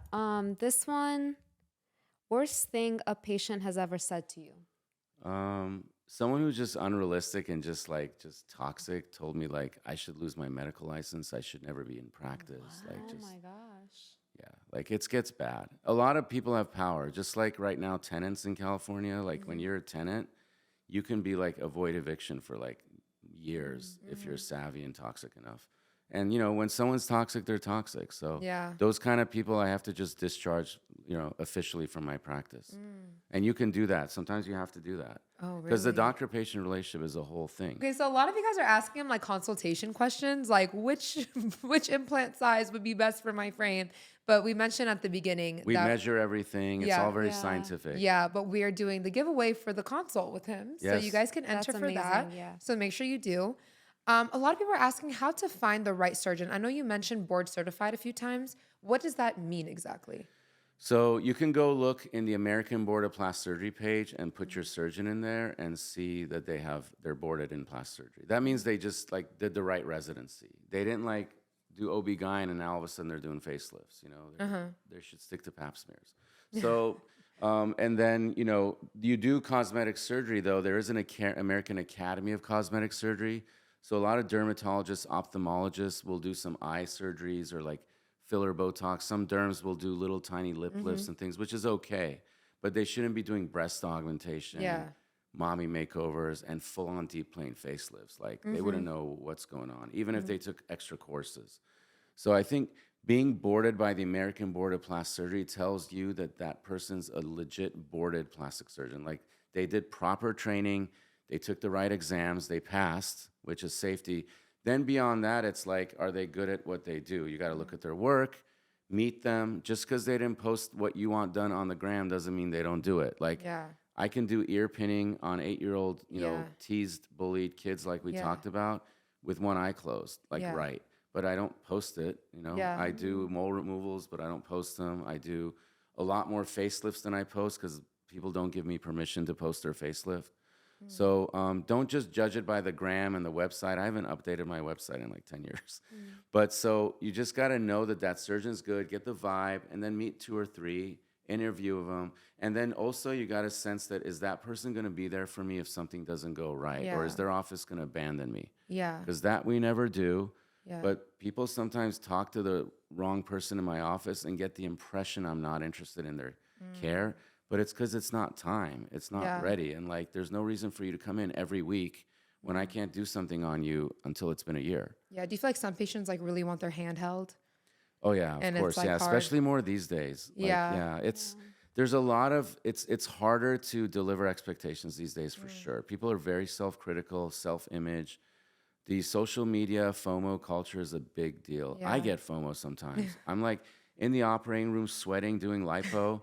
Like the other night, I came home at like 9 p.m. I hadn't eaten. I Yeah. barely had chance to pee. And I see that 2 of my colleagues are in Positano on the Amalfi Coast on a yacht. I'm like, oh, what am I doing wrong?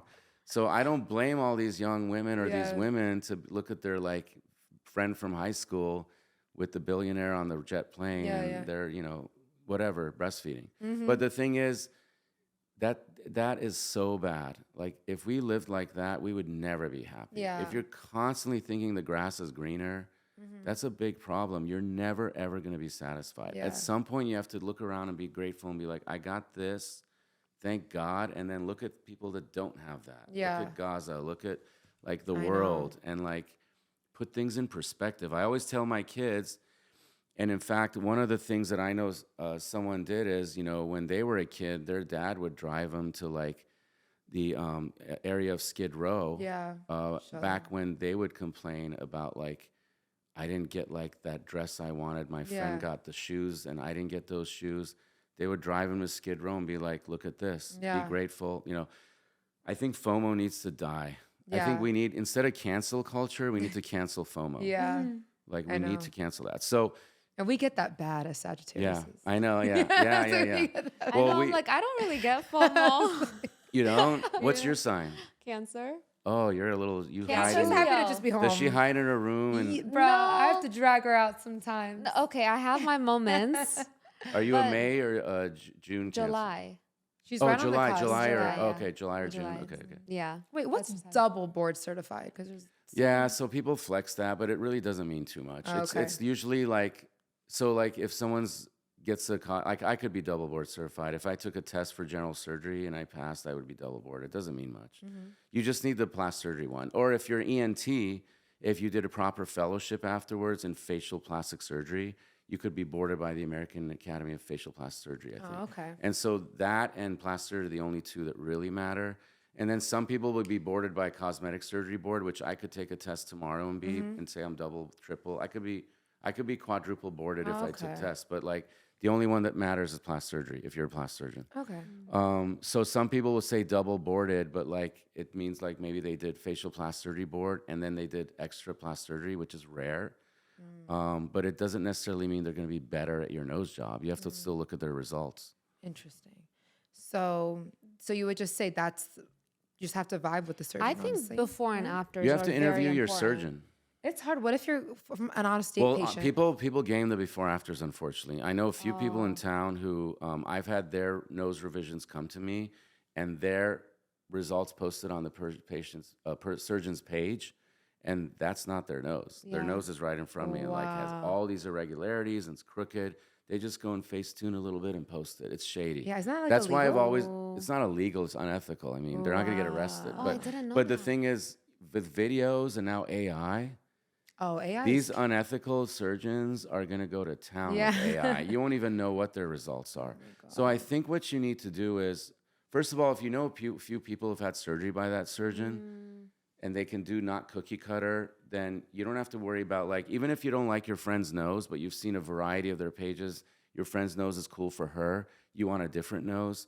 That surgeon that did 7 different varieties could figure it out for you, and you just got to match and tell them what you want and don't want. So you got to match with your surgeon. You almost have to interview your surgeon. Yeah. And I'm interviewing people. When they come to me subconsciously, I'm like, is this patient realistic? Yeah. Because this day, it's very hard to like make people happy. It's harder and harder. It's hard, and they have unrealistic expectations, like Yeah. you said. What are your thoughts on people? Like, you know, how some people are so anti-surgery and like so against it. Yeah. What are your thoughts on that? Because me, I'm like, I look at someone who's natural, and I'm like, you really need a nose job. You really need this. Like, I would never say that. So it's like, why do they feel so strongly? Like, how do you feel about I that? feel that it's because they secretly want it, or they No, wouldn't be or- concerned. Or they're like, just be honest, and then you're honest, and then they crucify you. So it's Yeah. like, pick, like. I think first of all, the worst thing I think you can do is go on my page and someone's brave enough to allow me to post their before afters and go and criticize it, either for them doing it because they look great and be a hater, or you don't like their result and you're like, want to just talk out and be negative. She looked better before. That's Yeah, the oh, number I hate one. that. We got so I many hate- on mine. that's She so- looked better before. They're Like- preying on my downfall. Well- Lie again. Lie again. Well, the thing is, like, first of all, if it's an influencer or someone on Instagram and that's all you know of them, how do you know what they look like before? There's usually filters, there's makeup, there's perfect lighting. You don't think that person did 100 selfies and chose one, and that's what you think they look like before? I see them in person with no makeup on my OR table. So if someone really is not going to look better with surgery and they're unrealistic, et cetera, I'll tell them, I don't know if we should do this. Like, I've had some people come with perfect breasts, and they're like a full C, and they like want to go to like an E or like be ridiculously big. To me, that's ruining your breast. Yeah. If you want something, maybe a smaller implant, or like not doing a huge scoop of your bridge, or like doing it straight. Everyone has a different curvature they like. Everything matches, and you can play around with it. For 10 years, you can have a certain look, and if you're down, you can come into a brow lift and get your nose a little different in that, because we all age. It's not a permanent thing. But to hate on people, especially if they're open on the gram about it and like that, it's just such negative energy, and like we really need less of that in the world right now. Yeah. There's enough problems going around. Nobody trusts their government. No one trusts authority figures. No one trusts cops. No one trusts people you learn to trust as a kid growing up. Yeah. They feel like the government's always lied. History books lie. The last thing you need right now is for humans to give each other crap and I like be agree. negative towards each other and add to that. Let save the negativity for the government and the leadership and all that, Right. not on each other's human Yeah. beings. And then you can just live a little bit more of a peaceful life. That's my view on it. And then the worst thing that I can't stand is when someone goes in and why couldn't she just work out? Because I don't have the time to go explain it. Yeah. Because the Yeah. muscles will move apart further. Working out's not going to all of a sudden make your hip dips expand. The trainers that go in and like, they're just trying to get advertising for their training Yeah. page. Trainers go in all the time, be like, shoot, I could have done this for her in the gym. I'm Yeah. like, No, you couldn't. No, if you you could can not. expand hip dips in the gym, have someone lose weight everywhere in their arms and everywhere and their butt not deflate. The gluteus muscle, by the way, the maximus, can only grow about 5, maybe 10 centimeters at the most. That's like that much. Oh, okay. You got to bulk up, you got to eat, change your metabolism. So when you do just a little bit of fat in your hip dips and your upper pole or somewhere in your buttock, then you have less squats to do, then you get more results faster. Yeah. Like, I love it when people work out. Well, me and you talk about it all the time. You like, need to. What do I say when you come in? I'm like, have you been to the He's gym? like, he's like, have you been Are you doing going to your Pilates? squats? Literally. Yeah. He's like, have you been doing your sumo squats? Like specifically sumo. Yeah. A lot of women want the really, really big butt, but they don't juicy want butt. anywhere else big. But they don't understand that if you go Those work don't out come and to me. eat, Yeah. it's gonna. They're not seeking me out because I have no one Everybody like that on my page. Oh, ladies, I learned something, by the way, just to let y'all know. If your man is following a plastic surgeon, I didn't think of this, but men will follow plastic surgeons so they can like see naked women without like following women specifically. Really? Yes. But I I've don't learned post. that. Well, I can't post much of You that. don't post super sexual. I wish I pictures of could. girls. Honestly, like I But- get selfies from people all the time from Miami, and I'm like, first of all, I'm like, what's their at? And then wait, that's my patient. So like, they're like, I'm just kidding. They're sending me these photos. They look incredible, and I can't post it because I'm gonna get reported by my hater colleagues. Yeah. I actually know of a few because I've heard from others. They like have their office staff and like they have these companies spam report posts from me of bodies. That's why I don't post body work that much anymore. It gets reported and taken down, so it sucks. But I don't. I've seen full on nude on the gram lately, like Do, with do a lot no of men bottoms. follow you? I you have don't feel a like- lot of people ghost follow me. Oh, okay. It's funny. I'll get celebrities and like very well known people come in and they show me like, what did you do to her? I kind of want something like this and that. I'm like, how come you didn't like it? That heart is empty. You know how many empty hearts I see? I see a lot of empty hearts. That's okay. Well, but I like all your posts. yeah, no, I appreciate that. No, I think that. on all your I comment under all like, wow, Yeah. great work.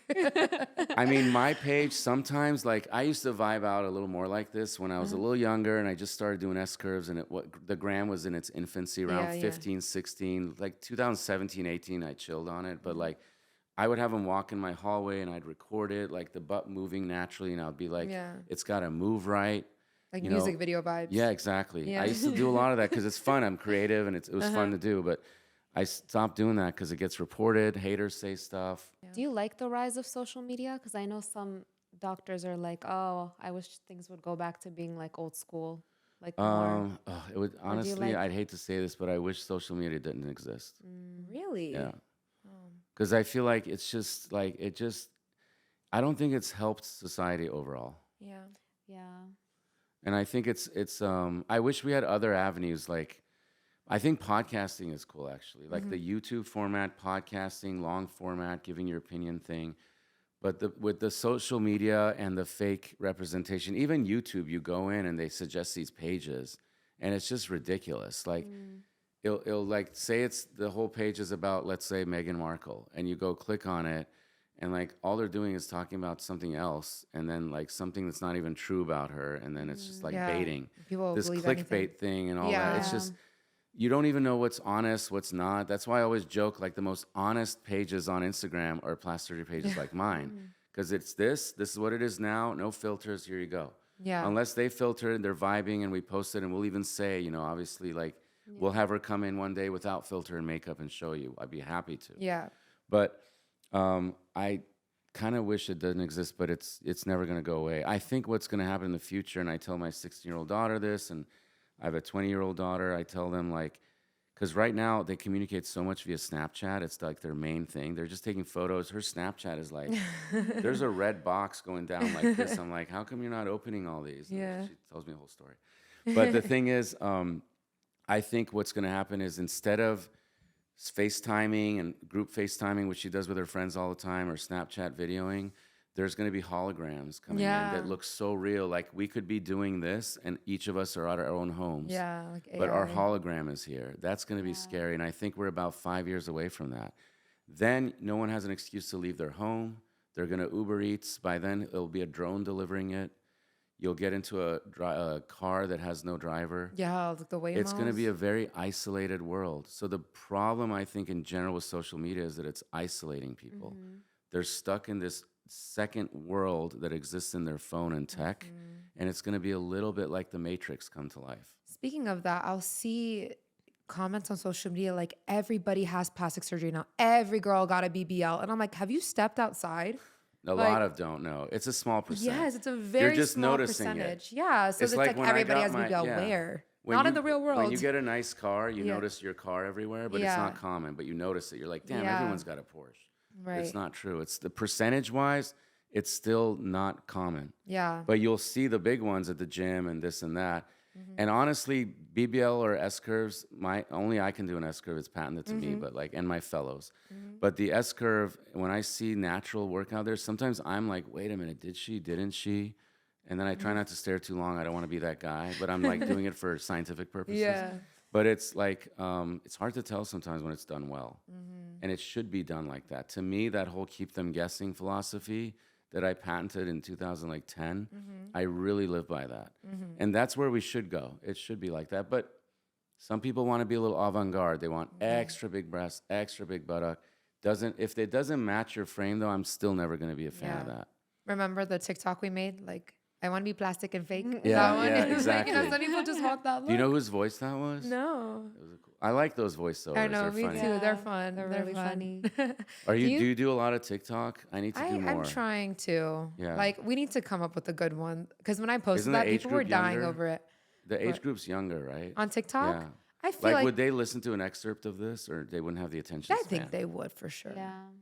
I think think TikTok so. is all ages. Yeah, but do you think people are saying the like BBL S curve is out of style now? Do you think is that true, or are people Not stuck? the S curve's never gonna be out of style. Yeah. Having a nice, to me, if a woman just looks good at 180, that makes no sense. That's why the 360 thing. I didn't call it 360, but I was doing 360. Yeah, S curve will always be in. A woman's Yeah. silhouette to have a nice lifted, proportionate, nice curvy buttock. That's kind of what defines a woman in Yeah. a way. Like when I do transgender patients, one of the things I'm trying to do, they're good for rib molding, but still they might have wide linebacker. shoulders. Yeah. So, but that's the whole problem. But in general, to like be really passable, like you have to really create that curvy curvature. silhouette. And I did it on, she goes by Billy from Vanderpump or Pump Rules or something. And we did an S curve on her. She was open about it. Breast, nose. She shouts me out all the time. She's awesome. So like you really got creating that defines a woman. So transgender patients really want to come in and get that because a woman's defined by some Yeah. curves. A lot of people were asking about waiting until after having kids to get their breasts done, body done. What are your thoughts on that? Well, I've also caused a lot of pregnancies in my patients, divorces, breakups, engagements, weddings, and pregnancies. Like they get pregnant sometimes weeks after an S curve. I'm like, can you wait for the garment? But basically, It's that hole in it, I swear. Just kidding. Oh my God. TM to the I. No, but the thing is, I tell people if you're young and you don't have a man that you're planning things with, or if you think he's a toxic man who's gonna ghost you any day now, just don't worry about the kid thing. Yeah. Like that'll come when it comes. Do things that make you feel good now, and see what you manifest if it's really something you want. Yeah. But if you're gonna get pregnant within 6 months to a year and a half, you That got was your me. man, you know you're gonna do that. I would say wait till after, but you don't need to wait for facial surgery. I would just say not do a tummy tuck, and not maybe do like you can do a little bit of lipo maybe, but I wouldn't do a full on S curve if you're gonna get pregnant in a year. But Yeah. the best thing you can do to prepare for an S curve is to get pregnant. Oh, 'cause the fat. that yeah. beautiful fat. Even when you've had an S curve already, somehow there's still some to rearrange and make things better. I've done a lot of buttock downsizing after pregnancy, reshaping, and then it's happened to a few people, some well-known people who've come back to me after every kid, and we just reshape the buttock and curves a little bit and Yeah. finesse it, but the shape is there. Yeah. So it's a much shorter surgery, much easier downtime. So if you want shaping, you want certain things done, or let's say you have 0 breasts and you're insecure about it, you want to fit into bras, bikini, go around, be young, take pictures, have memories, and you don't have a man yet to be pregnant with, Yeah. do it. I know. Yeah, you're gonna miss Why are out you on gonna so you're gonna many like years. keep waiting? You don't know what the world's gonna be like. I mean, Yeah. like a month or two ago, people were thinking the whole world's gonna end with nukes. I mean, Yeah. You know, I that happened to me. I literally got my breast lift and I vlogged it. And I was like, I'm not gonna have kids for another 5 to 10 years. I literally got pregnant that next year. yeah, Yeah. that happens. That was me. But you Exactly. know what? Even then, I was so happy I had the lift and the reduction because I was like, damn, if I would have gotten pregnant You and would have been breastfed really, you would with have my big neck saggy pain. boobs, yeah, I'm like, I couldn't imagine them because they got so big. Yeah. I'm like, I couldn't imagine them getting even bigger with the original Yeah. ones. In You know? fact, for breast reductions, when they're too big, one of the insurance codes, you have to prove that someone's had neck and back pain, grooving, or sometimes rashes. Yeah. Like that's uncomfortable. So like breast reductions, I forgot to mention this. Sometimes I've done in teenagers where it's Oh, just yeah. like they're a teen, but it's like a G and they're really uncomfortable and they Yeah. get teased the other way. Yeah. Yeah. And it's like, you know, when you're young, you want to wear like crop tops and little like Yeah. camis, and it's hard. That was Yeah. me. Like my boobs Yeah. were just like down on my belly button already at 19. Like, you know? You can judge plastic surgery for all you want, but Yeah. it's always going to have a role in society. is, It always yeah. has, and there's modifications. Tribes in Africa wear the rings to like extend their neck. They do Oh, gauges in their tongues and lips, ears. Ear gauges. Gauges came from Africa. Oh, interesting. In the Middle East, they do permanent tattooing and Yeah. stuff like Henna. these type of modifications of body stuff and face stuff has been around for centuries. Yeah. And plastic surgery, like the first real nice nose jobs were done in the 1930s. Really? And a lot of plastic surgery grew out of World War I because those bombs and firearms were so invasive. They Yeah. would blow arms and things to bits. And we learned how to reconstruct body parts, move things around. So the field of plastic surgery really grew after World War I, which was in like around 1918, 17 or 1917. Do we have anesthesia then? Or They had ether. So like they just did that. oh no, like, and a whole nose job? like the mafia thing. With the- Ooh. Oh. and then you went to sleep, yeah. Oh my But there gosh. was a time before that they didn't. So the really good surgeons, some of them started out as barbers. And the mark of a good surgeon back before anesthesia was how fast they could do it because you had to bite down on wood and like take it. Oh my But they weren't gosh. doing That's comp- another level It of was dubious mostly thing. amputations. Yeah, for like gangrene and Oh Yes. man. I have one last question. I know we've been talking your ear off, guys. This episode's almost 2 hours this long. could be Yeah. a part 1 too almost. Yeah, literally. Oh my gosh. We just have so many questions. Is it possible if a woman was having a C-section for you to go in and do a tummy tuck right then and there? I prefer not. You know why? Because the skin hasn't contracted yet Okay. and there's redundant skin. So you can snatch it, but then once she loses the weight, you're going to need a second one. Oh, I really don't recommend that. Because I've heard people's It sounds like in Assuming, theory good, yeah. but also you have a higher infection risk because you have all this stuff from like the uterus and all that. It's like kind of in the area.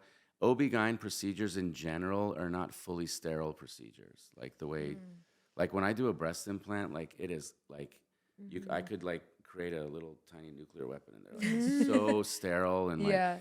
I mean, So for C-section, I don't recommend it.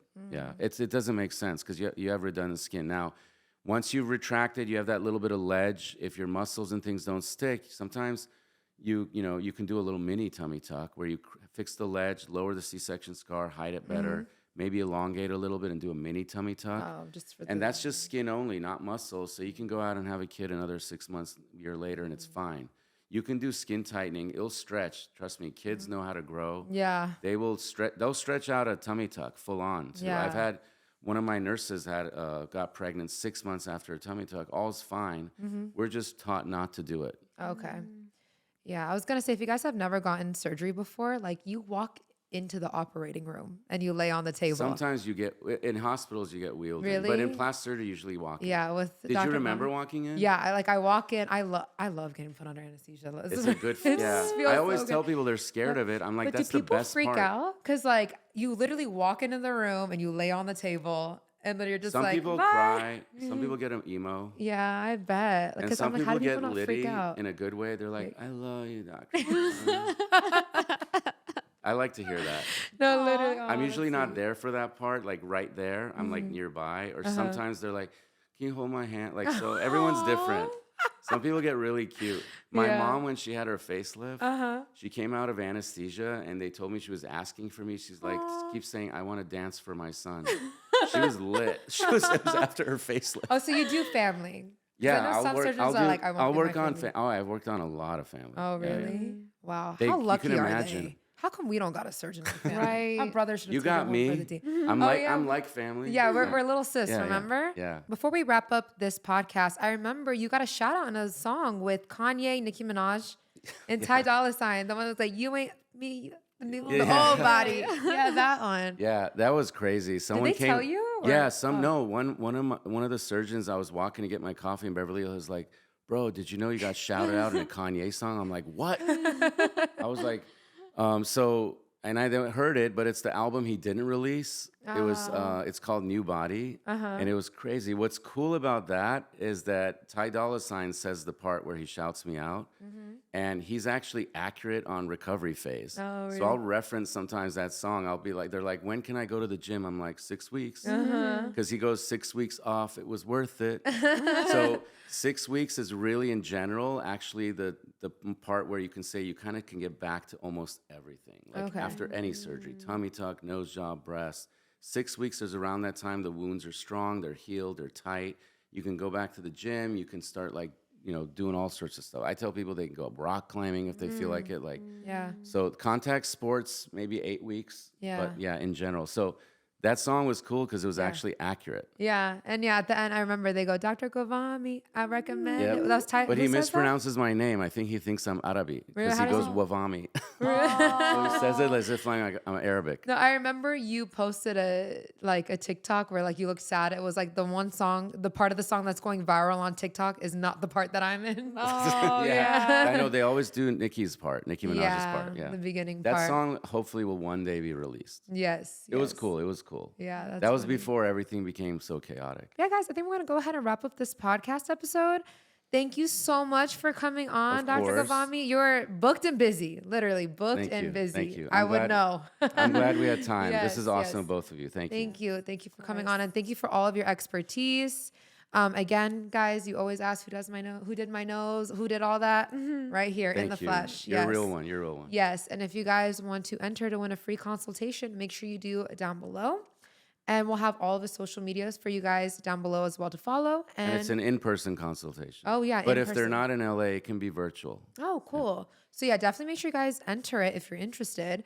But yeah, that's it. Yeah. Thank For you so today's much for episode. watching, and Yes. we'll see you next time. Bye, guys. Bye, everyone. Thank you. Yeah, yeah,